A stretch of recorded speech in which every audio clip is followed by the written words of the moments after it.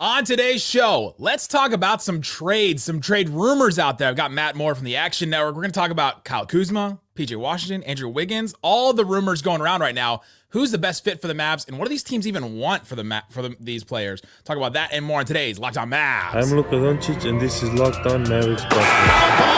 Mavericks, NBA champions. Bang!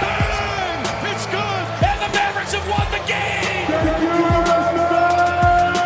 If you don't believe, you shouldn't be here. Loyalty never fades away. And welcome. You are locked on to the Dallas Mavericks. My name is Nick Angstadt, media member and NBA channel manager for the Locked On Podcast Network, your team every day. Thanks for being part of the show. Make it Locked On Mavs your first listen today, where the best way you can help us grow the show is to listen every day, leave a 5-star review, like the video, comment anything below.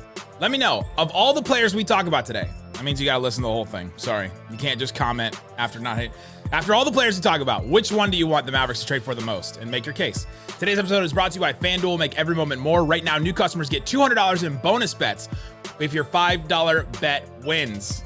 Put it down. Visit FanDuel.com/lockedon to get started. And joining me from the Action Network, Locked On NBA, Locked On Nuggets, my colleague and friend. What you got for me, Matt Moore?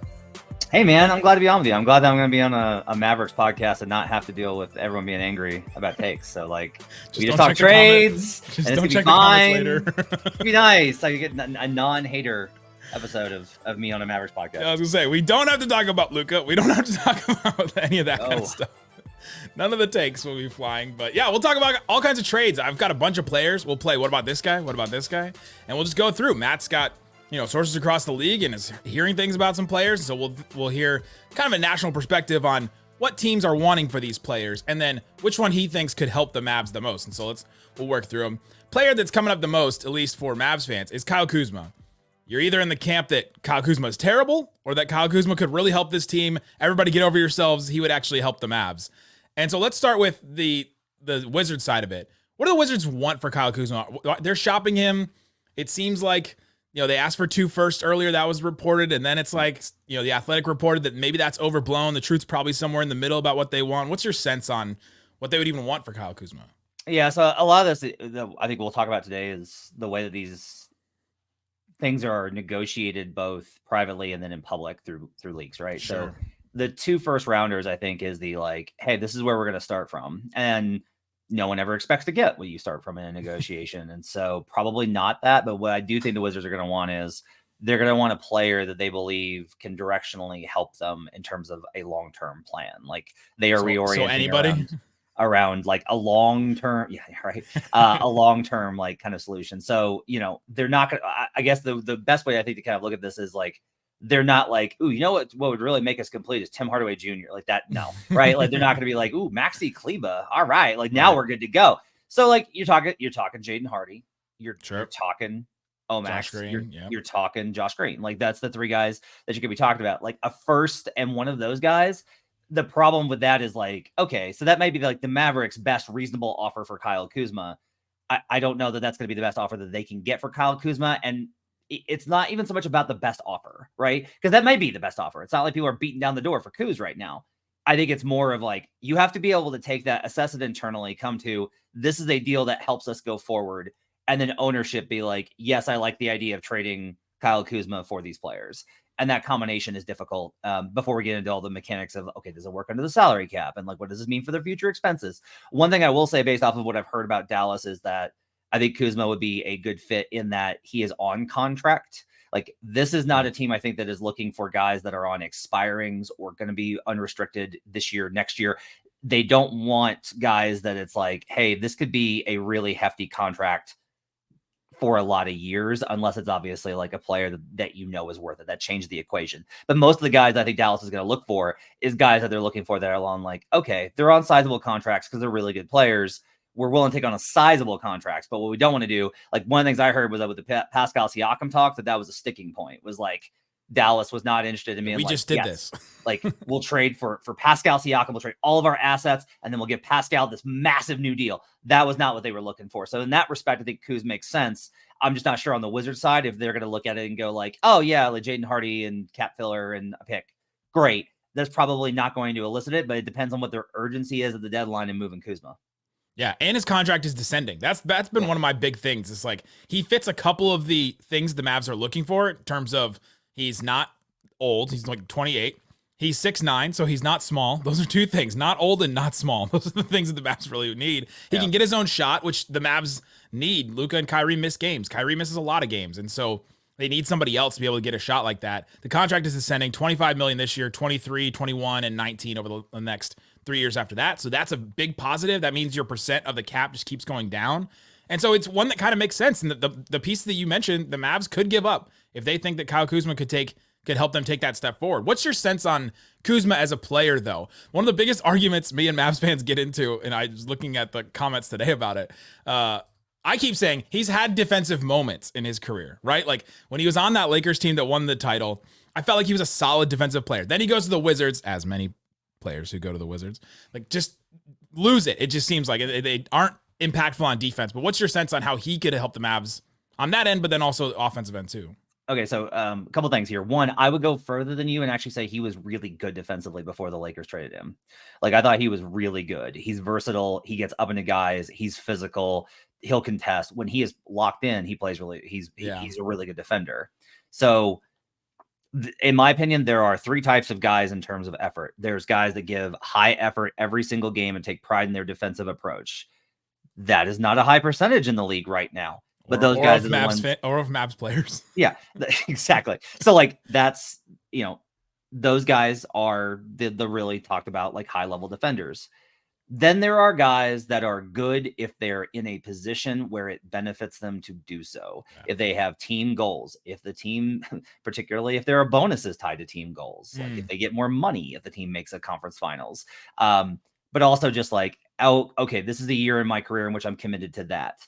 And if not, if you're in a year where it's like you're just playing basketball to get paid, why are you going to burn yourself out physically on that end when there's no point? This is the entire problem with the Wizards construct is every single player on that roster knew that they're not going to do anything as a team, that no one was going to be there long term, that everyone is tradable, that they're transitioning, that nothing was going to be this. Like when you put guys in that position, but come coach the Wizards. Yeah. Like when you put guys in that position, it's not fair then to be like, why, some guys will go there and be dogs because that's how they're wired. You put Pat Beverly on the Wizards and he's going to be a dog. Yeah. Because Pat doesn't have any other gear. His problem is that he doesn't have any other gear. And then you have like the lower level guys, which is like Jordan Poole, where it's just like, no matter what, they're going to be like, they're the same dude. Like they just don't care. Right. Kuz is firmly in that second group where I think we've seen now he didn't take what he learned with the Lakers and be like, I'm going to set the tone. I'm going to be the leader. I'm going to give this great effort defensively, lock in and be an anchor for these guys. Like I'm going to make sure that I equip myself. He's like, no, I got paid. I'm here to get paid to play basketball. We're not going to do anything. I'm going to get my points. We're just going to go through the games. It's fine. And he knew that when he resigned. And honestly, like if you're the Wizards and you offer Kyle Kuzma that money and he says, yes, I would love to sign that deal, you should be like, wait, why? Like that's the first thing that you should ask. But for Dallas, he would be in a position where he's like, I'm playing with Kyrie, Irving, and Luka Doncic. Like we have a legit, like this team can make the conference finals. Like I got Luka, right? He would re-engage and he's not going to be like, he won't be as good as I don't think like DFS was. Yeah. Right. Because like DFS, when he was good, the 1 year was like elite, like 2 years, maybe. He was really high level. Yeah. He probably won't be that level, but he'll be good enough to where, and the biggest thing is just like the glaring absence of the money that was paid to Grant Williams this season would then be like, oh, okay, like this is more of like what we were looking for. He would be very much, I think, that, and it would provide a very nice another weapon, especially when you consider like, oh, 2-man game, Luka, Derek Lively, Kyrie spacing with Kuzma as a spacer or a finisher on the inside in duck-ins, really good. Plus, when Lively's not on the court, now you can be like, hey, we may have one of the other bigs like Dwight or whoever on the floor, but we're going to run 1-4 pick and roll with Kyrie and Kuz, and that will work too. So like he would fill in a lot of the gaps. He's not like OG would have been like the perfect component, and it would have cost them everything that they have, and they couldn't have gotten him anyway. But Kuzma's like a really solid upgrade for that. That's also another deal that you can move on from later. There it is. Take this step forward, I think. I think that if they believe in that, and if they can get him and it doesn't cost like too much, then I don't know, take the step forward. Because who are you waiting for this summer? There's maybe some answers, but I don't know. We'll see. I want to talk about a couple other Wizards. Deni Avdjia, Daniel Gafford, a couple of the other wings out there. Talk about that with Matt Moore coming up. But before we do, let me tell you about FanDuel. FanDuel Sportsbook has all kinds of props and odds that you can check out for the Super Bowl. I know. I'll be sitting my butt down, counting all the times Taylor Swift is on TV. If you want to put down some money on the actual game itself, I don't think they have any props on like how many times Taylor Swift is on TV. They don't? I was gonna say, you're maybe I should bring you in for this. I can't do that. Can't do that. Lots of good props though. You can bet on the coin toss and who wins the coin toss. So you can hedge your bet on both sides of it. Tied at half. That's the one. Tied at half. So there you go. Check it out. Also check out the Parlay Hub. They have all kinds of built parlays. If you don't want to sit there and try and figure it out and like make your own, they've got them all set up for you. So go check it out, FanDuel.com. And when you put down a $5 bet, if that one wins, you can get $200 in bonus bets if that one wins. Visit FanDuel.com/lockedon to sign up. Again, that's FanDuel.com/lockedon.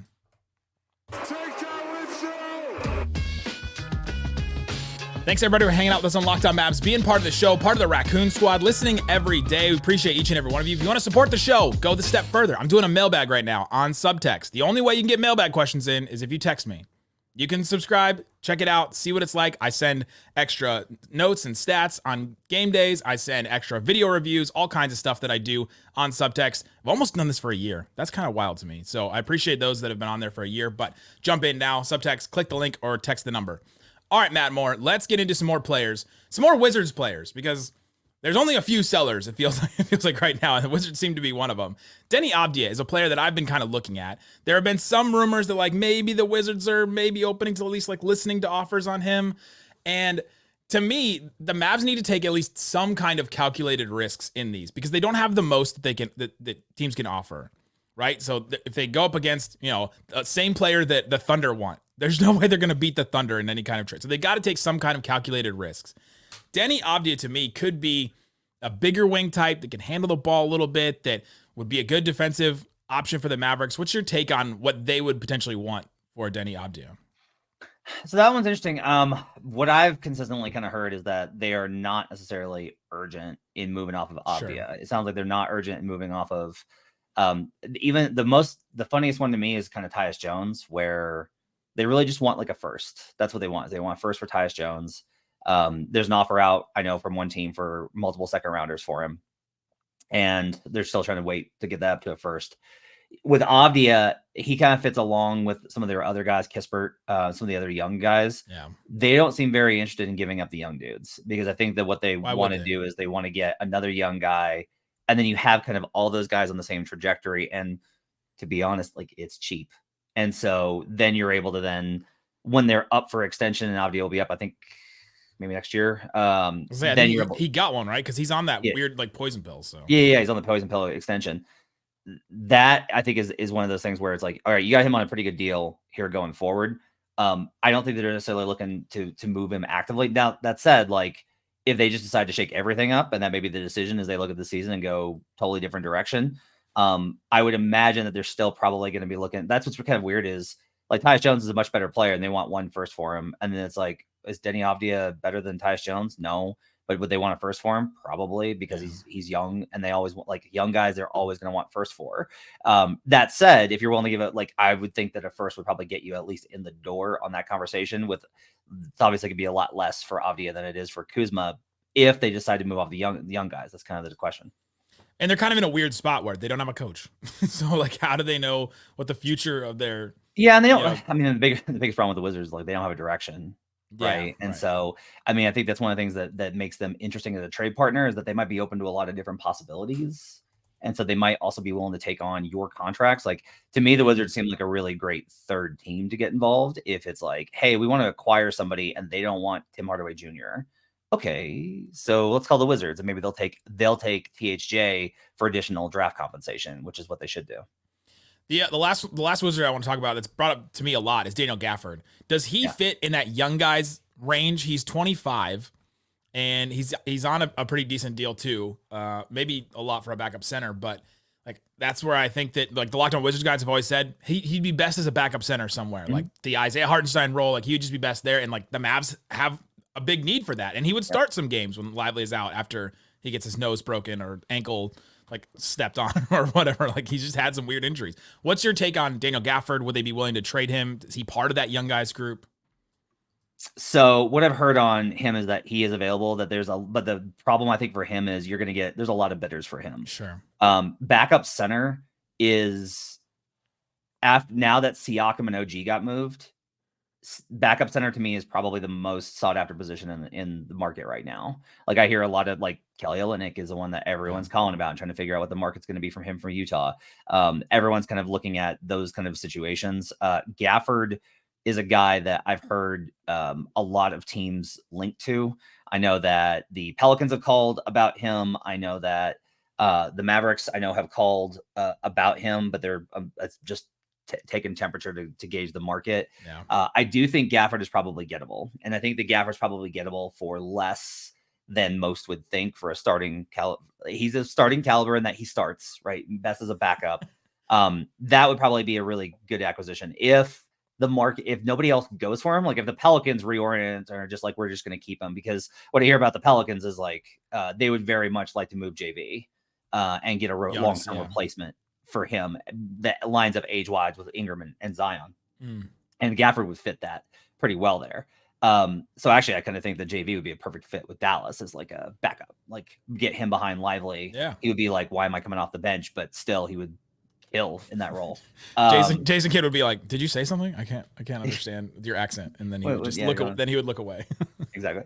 But yeah, I think Gafford would be a really quality pickup, and I think that's one where it's like, hey, if you're willing to move off Jaden Hardy, like Jaden Hardy and a pick is probably within the range of what you can probably get for Gafford. That I don't. Let me put it this way. There's going to be a lot of offers for Gafford, but teams aren't going to give a lot for Gafford. So it's going to be like, can you get in the conversation of what you're trying to do there is if there's a guy on your roster, I don't know if there's a guy on your roster that they like a lot, that it's just, even if it's like the league consensus is the market value isn't that good, but they like Jaden Hardy, or they like, if you're willing to give up Omax, I don't know if they are or not. If you're willing to look at these type of guys, Josh Green, right? Then that might be a deal where the draft pick compensation, even if it's not first rounders, could get you into that conversation, and you can sneak a deal in at the end of the deadline. Like, I don't expect the Wizards to have a fire sale, but Gafford is definitely, I think, I would say Gafford to me is more likely than Kuzma to get moved. Yeah, and the Mavs have the, what I call the lube of the trade deadline is second round picks. They've got a couple of those. So you can just throw a couple second round picks, and maybe they like Hardy that much, and you're like, all right, Hardy, Rashawn Holmes, and then we'll throw you a couple second round picks. Boom. Squeezed it right through, right? Like, and that could make it do it. Gafford. Another player that I wanted to talk about, you mentioned backup center. Andre Drummond is a name that's been brought up a lot, and I've seen a lot of rumors about people and teams interested in him. What are they asking for? The Bulls don't seem to want to do anything either. No, they don't. I mean, they want to move Zach. Like, they want to move Zach. They're like, we sure would like to, but I don't know. Every call is like, hey, so we just wanted to see if you were going to make Zach LaVine available. No, we were calling about Caruso. Oh, no, not at all. But hey, let me tell you about Zach LaVine. Have you heard what he does in the community? Great bowler, Zach LaVine. Like, let me show you the slam dunk highlights from. Yeah, like constant. And to the point where like I'm kind of like, gosh, come on, guys, Zach LaVine's pretty good. The feeling I've gotten from Chicago, from what I've heard, is Caruso's not available. DeRozan, it's his call. Like if he's like, it's on expiring too, which is like, hey, I probably want a new location. They'll facilitate something, but there hasn't been any sort of indication on that. I keep waiting. Like, everyone's interested in Drummond. Haven't heard anything. Haven't heard a thing on Drummond, which I'm going to assume means that every time that somebody's called, they've been like not really interested. Now, what this may be is that they're having these conversations and hearing what teams are like, what teams are calling are interested, and then they'll line up and try and do these trade week deals. Some guys, I've heard an executive told me this one time that some executives will do like he did this, where it's like you say it constantly, no, we're not trading him. You wait until the Monday of trade deadline week, and then you say, all right, we're open for business. You got 48 hours, get your offers in. And you try and basically blitz it to get people to be like overreact to that move. that maybe that's it with Drummond, because he's the most veteran, best rebounder, backup big on the market. He'd obviously be a great fit for Dallas, right? Just big body. You don't have to worry about the size disadvantage. You don't have to play him in all situations. You can play him in a lot of situations. It's 6 fouls in the Western Conference playoffs versus Jokic or whoever. That's right. Like, there's a lot of value, I think, for having Drummond. But as of right now, I don't really know how to get a market on it, because it seems like Chicago doesn't want to move anybody but Zach LaVine.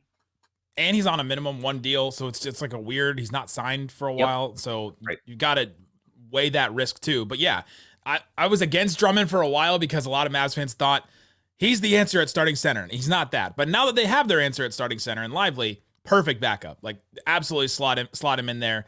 It'll help them with rebounding, and especially, if Lively gets in foul trouble or whatever, Drummond can fill some of that role. And you can still bench him if you want to go small and try that route too. So that's definitely one. Coming up though, PJ Washington, name that has been mentioned a lot. Are the Hornets even interested in trading him? What would they even want for him? We'll talk about that and more with Matt Moore coming up. Today's episode brought to you by Prize Picks. Prize Picks daily fantasy made easy. You can go check out Prize Picks and see what they have. All you have to do is pick 2 to 6 players and more or less on their stat projections and watch the winnings roll in. For example, got the Super Bowl coming up, got the big game. Patrick Mahomes, Matt Moore, do you think he's going to get more than half a yard passing? Oh, tough to say. Yeah, he keeps going against these legendary defenses like the Ravens, but yeah, I'll take the over there. Oh, that's right. These are your guys, the Chiefs. Travis Kelce, Taylor's boyfriend, 69.5 receiving yards. That's gone down. That's gone down. That was 72 last night when I did the episode. So give me more on that one for sure. And then can we do one more Chief? Harrison Butker, 1.5 field goals made. Over. This is a weird one because then you're like, all right, they're not going to score as many touchdowns. So that's great. Over. They're still out in the red zone. Over. You're there for that one. Pacheco, 65.5 rush yards, more or less. Under. He'll do receiving yards. Go less than that one. All right. If I put down $20 on all 4 of those, they all hit, and then I can win 200 on the power play. So check that out. See what's available for you. It's not just NFL. They've got NBA as well. Check out all of that stuff. It's fun to just be able to watch a bunch of different things while you're watching a game, and just to try and hope that Travis Kelce just gets one more catch. Can you just get one more catch? That's fun when you check it out on Prize Picks. So go to prizepicks.com/LockedOnNBA. Use the code LockedOnNBA for first deposit match up to $100. prizepicks.com/LockedOnNBA. Shut it down! Let's go home! All right, Matt Moore, let's talk about some wings. PJ Washington is a name that's been brought up a little bit. There was some weird Twitter conspiracy news about him over the summer where he had Dallas in his bio. It turns out he's always had Dallas as his location in his bio, but Mavs fans sure got worked up about it. He didn't get signed, and didn't get signed. Then finally he got signed to the Hornets. Seemed like they were reluctant to sign him back. What's your gauge on what the Hornets are doing with PJ Washington now that they've moved Terry Rozier? Looks like, they want to remove Kyle Lowry, the Gordon Hayward thing, like maybe a buyout. Seems like they're trying to move things around. But what's your gauge on PJ Washington? Yeah, you can tell they're kind of clearing the decks under new ownership. That's definitely the indication there. I do hear that there's a decent possibility that Lowry does get traded and not bought out. I've heard that Gordon Hayward is a little bit more dicey with the buyout stuff. What's interesting though is I hear Miles Bridges a lot more attached to teams than PJ Washington, including the Mavericks. Like I've heard Maverick stuff on Miles Bridges for weeks and weeks now. Now there's another team in the Western Conference in Phoenix that I understand is more interested in Miles Bridges than almost anybody. But that's the name of the guys on Charlotte that I see them kind of looking for. Now PJ Washington I think is a better fit and a better player and a better human. And so I think that he's a really good, that'd be a really good fit for them. I think the problem is Washington outside of LaMelo probably has the most trade value, right? Like he's the one that's probably going to cost the most because he's versatile. He's a 3-level scorer. And the one thing I've heard about him from personnel guys is they're like, PJ Washington's a pro. Like he's a guy that approaches the game he's the guy on that roster that you can feel like is doing the right things every night, is coachable, wants to win, has the right attitude, plays consistently. And so from that perspective, now maybe that's wrong, but that's what the guys I've talked to have said. that probably makes it a lot harder for them to part with him, not just from a basketball talent standpoint, but also from like hey, we need some guys in this locker room to kind of count on. You don't want to leave LaMelo with nothing but kiddos next year. And so I think PJ might be a hard one for them to peel out, especially with their asset package. But if I'm wrong and like the market just isn't there and they decide they want to clear his salary, then yeah, like Dallas should absolutely go for that because he's a phenomenal fit. Like that's a terrific, like he's a guy that I always say that at the trade deadline, the best thing you can do as a playoff team is look for guys that are going to absolutely flabbergast opposing fans, where you want it to be in game 3 of a series and be like, PJ Washington's killing us. That's what you want. And then everyone be like, yeah, PJ Washington's good. So he would be a great pickup for them, but I hear a lot more smoke around Miles Bridges. This is the one that I made the case for a couple days ago, where I'm just like, if you can get it done, get it done. Because the idea of Grant Williams from the offseason was, can we get some kind of big body 4 that can be versatile, we can move him around, can be a defensive like culture piece where he's the voice of our defense, brings an edge, can obviously shoot the ball. That was what he was supposed to do. Came in, he's been disappointing as a starter, and coming off the bench, he still has his bright spots here or there. But like, if the Mavs look at it and go, all right, we want to do the Grant Williams thing, but we want to do it right this time. yeah. Like, how about Grant Williams but good? That's like still holding out hope for Grant Williams. You gotta still my guy. But yeah, no, but PJ Washington though, it gives you another option there, and they need another guy like that where their small ball units have no size, which is an ironic, like an oxymoron thing to say, but like they don't have any size there, and PJ Washington could be that guy, like you said, can score on different levels, and again, I think that's one of the reasons why I like Bridges so much, because he's so physical, right? Not to. Oh my God. Right. But he is, like, as a player, as a basketball player, he's so physical. But like that's one of the reasons why there are so many teams that are interested. Like power forward, I said backup center was like the highest market value or highest sought after, but that's because those are moves that you can make on the margins that don't involve a lot of assets. If we're talking about like starter quality, power forwards are what everyone wants, because this league has gotten to where you got to have, like, you better be skilled and you better be able to shoot, but you also better have size. You can't be undersized, and so, especially in the Western Conference playoffs. And so, but yeah, I think PJ would be a good fit there from those perspectives. It feels like 4s are like the America Ferrera speech in Barbie. You got to have size, but you got to be quick. But you also got to be able to shoot. But you got to be able to have finesse at the rim. But you also got to have all these different things at 100%. Once. Feels like, and it's hard to find them. The Mavs tried it with Grant Williams. It hasn't really worked, and now they're 4 in their ideal starting 5 is Derrick Jones Jr., who's like not a 4. So right. It's in a weird spot. A couple other guys. Andrew Wiggins. I don't know what to do with Andrew Wiggins. The Warriors don't seem to know what to do with Andrew Wiggins. Is he somebody that, they're going to move off of for nothing? Like they just want to get off of the contract? It would be such a risk that this is one where I've been like, don't do it, Mavs. But if you want to take some kind of risk, I guess, try it. He was so good in that playoff run. My understanding is that they had talks about Kuminga when Kuminga was not happy. And then those talks kind of, as Kuminga got better, those talks then evolved towards Wiggins, and they've been in talks for like the last couple of weeks on Wiggins, the two teams. And so like, I think there's real smoke behind that move.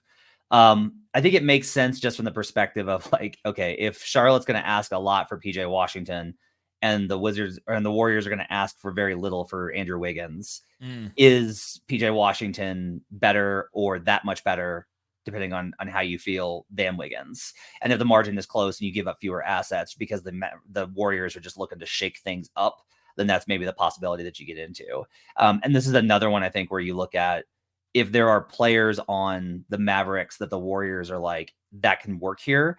And it's always interesting because we always talk about these conversations from a objective market value. X player is better than Y player in a vacuum.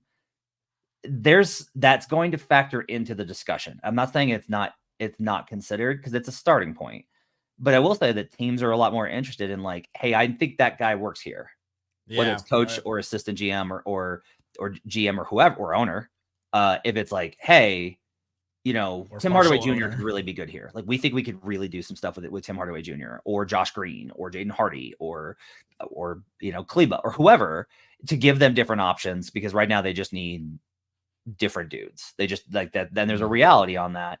I think one of the things that will probably be difficult in that deal is I don't think that the that the Warriors would do a deal for Wiggins in a vacuum. I think it's like, hey, we found a landing spot for Clay and we'll do the Wiggins thing as a tandem. Yeah. And you can get on the hook in those deals. And then the other deal falls apart and you waited through the deadline waiting on the other team and being like, so sounds like a very Mavericks thing to do.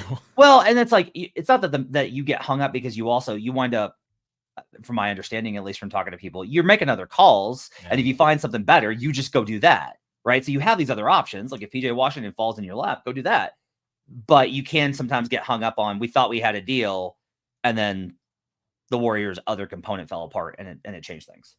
Can't you imagine a 27% stake owner just making the call like Wiggins? Remember in that playoff run, he killed us. Remember that he was so good. We can fix him. We can fix him. And like, hey, you know, he had a really good. He was a really great player on a championship team. Right. And I think I'll just say this: I was down on Wiggins for most of his career. I do kind of want to give him a break this year because some of the splits are so bad, and he's played better, and even the splits have been bad, which to me is more about where Golden State's at. Plus, he had the personal issue last year, and it was perplexing and weird, and we never found out what it was, and that's fine. But the more that he gets removed from that, he might be better, and a fresh start might be better, and like all these types of things, as he gets closer to 30, there might be real value there. Yeah, it's an interesting one. Let me know in the comment section of those players we just mentioned: Kuzma, Avdija, Gafford, PJ Washington, Andrew Wiggins, Andre Drummond. Which of those players are you most interested in? Let me know in the comment section. Again, subscribe to the subtext if you want to participate in the mailbag. Go check out Matt Moore on the Action Network. Great stuff all the time. Dropping knowledge, dropping gambling stuff. If you're interested in that kind of thing, he always knows like which team has had more, like one more on rest days and all those nuggets. And he's also on Locked On Nuggets and Locked On NBA. So go check out Matt Moore and all those things. Guys, thanks so much for listening to Locked On NBA. Peace out. Boom.